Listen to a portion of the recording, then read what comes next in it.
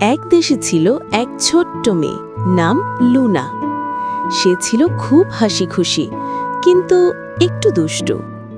Luna থাকত একটা ছোট্ট পাহাড়ের নিচে, যেখানে রঙিন ফুল আর প্রজাপতি সারাক্ষণ উড়ত। একদিন সকালে লুনা শুনল জঙ্গলের ভেতর এক জাদুর ফুল আছে, যে ফুলটা পেলে যা চাওয়া হবে তাই পাওয়া যাবে। লুনা ভাবল, আমি ওই ফুলটা পেলেই আমার মাকে একটা বড় রঙিন ঘর বানিয়ে দেব।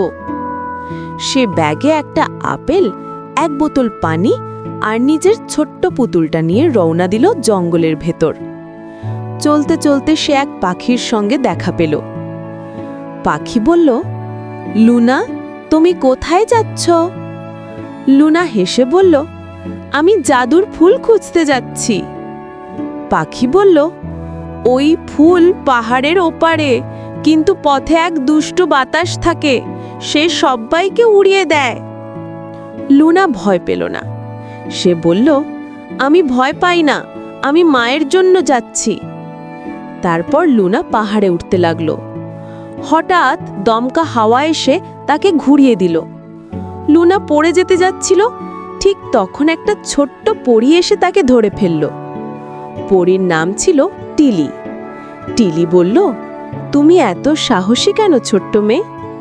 লুনা বলল, আমি জাদুর ফুলটা মায়ের জন্য আনতে চাই।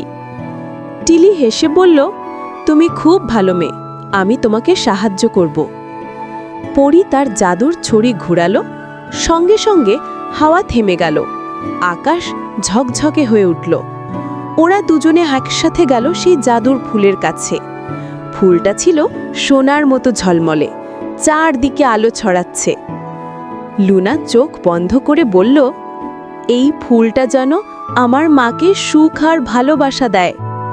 ফুলটা হালকা আলো ছড়ালো, আর মুহূর্তের মধ্যে লুনার সামনে দেখা দিল তাদের ঘর, একটা সুন্দর রঙিন ঘর, ফুলে আর আলোয় ভরা। লুনা আনন্দে টিলিকে জড়িয়ে ধরল। পরী হাসল আর বলল, যে নিজের জন্য কিছু চায় না, সেই সত্যি জাদু পায়। তারপর টিলি মিলিয়ে গেল আলোয়, আর লুনা মায়ের কাছে দৌড়ে গেল। তার হাতে ছিল জাদুর ফুল।